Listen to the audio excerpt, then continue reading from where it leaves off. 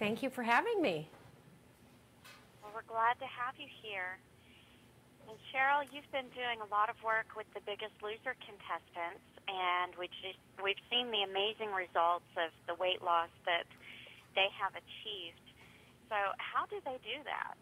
How do you help them with losing the weight healthfully? Sure, Tamara. Well, I've been with the show since the beginning, and I co-wrote the eating plan. And it's comprised of the distinction of our eating plan is that it's all about really high quality calories. I really think if people focused on that, the quantity would take care of itself. We have loads of fresh fruits and vegetables every day, about 4 cups, a lot of lean protein such as chicken, turkey, fish, dairy protein. We have protein with every meal and every snack. And we also include good fats such as canola oil and nuts and seeds. And we divide up the calories for the contestants on the show between 3 meals and 2 snacks a day because we want to get their blood sugar back on track. And we also find it's really important to retrain their body's hunger cues because so many of the contestants have been in a habit for a long time of skipping meals. And a lot of people don't realize that skipping meals actually promotes weight gain, not weight loss. Well, can you tell us a little bit about the finalists? And we know that Patrick won by losing the most. But can you give us a little bit of insight into kind of how they went through the process of losing that weight and eating these healthy foods to help them do that and having the portion control and, as you mentioned, the healthy oils and tell us a little bit about the finalists. Sure.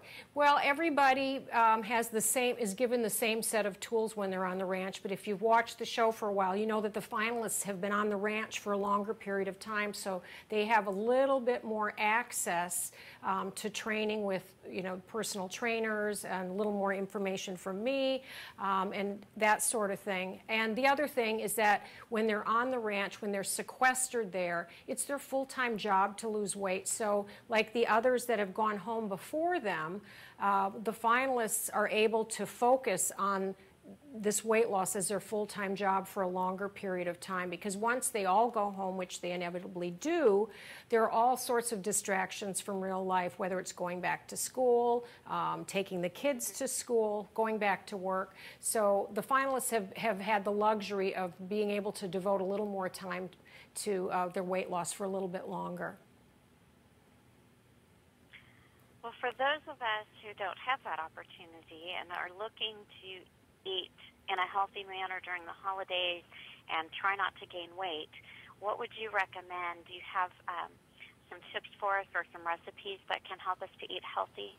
I absolutely do, Tamara. In front of me, I have a holiday collection of recipes to share with you and your viewers, and this includes a whole menu, and I have a few healthy tips that are included with each one. All of these recipes can be found, the pictures and the recipes can be downloaded at canolainfo.org. And this particular menu starts off with a turkey roulade. And so what we've done here is we're baking a turkey breast instead of a whole turkey because the dark meat has a lot more intramuscular fat and higher calories. And I took it a step further and removed the skin from the turkey breast because the skin is loaded with saturated fat and cholesterol. But to keep it really moist and lock in the flavors, I lightly brushed the turkey with a little bit of canola oil and some fresh herbs, so it's really juicy and moist. The next recipe I have here is a porcini mushroom gravy. You still can have gravy on your holiday table, except that this isn't made with, this isn't thickened with a roux made from white flour and pan drippings. Instead, I took a whole grain white whole wheat flour and made a roux with a little bit of the canola oil and used that to thicken chicken broth, added some porcini mushrooms, and blended that so I have a really creamy, really flavorful gravy. You won't feel like you're sacrificing any calories or flavor when you taste this. Can I go through the whole menu with you? If you'd like to, yes. Okay, sure. So in the next dish I have here, instead of having a cranberry sauce that's loaded with sugar, I took some apples and cut them up and sauteed them in a little bit of canola oil to caramelized them, releasing the sugars and making it really, really sweet. Added a little bit of dried chopped cranberry, so it adds a little bit of zing and texture and flavor, and it's really pretty too. The next recipe is for a broccoli rapini or broccoli rabe, which are sauteed with a little bit of roasted bell pepper and topped with some slivered almonds. And then we have dressing, which is another tip. When you bake the dressing outside of the turkey, it doesn't absorb all of the fat from the turkey, so it's called stuffing when you bake it inside, and baked this way it's called dressing. And this is made with a whole grain corn bread instead of using white flour. And it's loaded with vegetables, a little bit of lean turkey sausage, and we also have some dried fruit in the form of a little bit of dried prunes and apricots here. And then the last healthy spin is on the pumpkin flan dessert, which you see in the forefront here. And basically what we did was create a really delicious, creamy pumpkin filling, but instead of baking it in a pie crust that's made of white flour and lard or shortening, we poured the silky custardy filling into ramekins to bake it. And so it actually, so that not only controls the portion size, but you still have that same delicious flavor without the crust. Well, everything you've described sounds just absolutely delicious. It's really delicious, and I hope you'll try it this holiday as well. Well, Cheryl, what are some simple everyday changes that we can make to improve our health? I think it's just really important to integrate exercise into your routine every day, along with your, and make it a family habit, and exercise at the same time. If you have a fairly regular schedule, it's a good thing to just prioritize and schedule exercise in with the rest of your appointments throughout the day. Really, really key. Also important to plan ahead. Plan your menus and your meals, and so that when you're shopping, you're not unprepared and you know exactly what to buy, and you don't wind up putting unwise choices in your shopping cart, which will inevitably end up on the table at some point in time. But if you only have healthy choices in the cupboard, that's all you'll be able to eat. And the other thing that I think is really important if you're trying to lose weight is food journaling. We find this to be a really important key. It's mandatory for all the contestants on the show to journal their food, because so many of us are mindless eaters and we graze throughout the day. We have a sample here, a bite of this, a sip there, and it all adds up. But writing down everything that you eat and monitoring that really is a huge key to keeping your weight in check. Those are some great tips.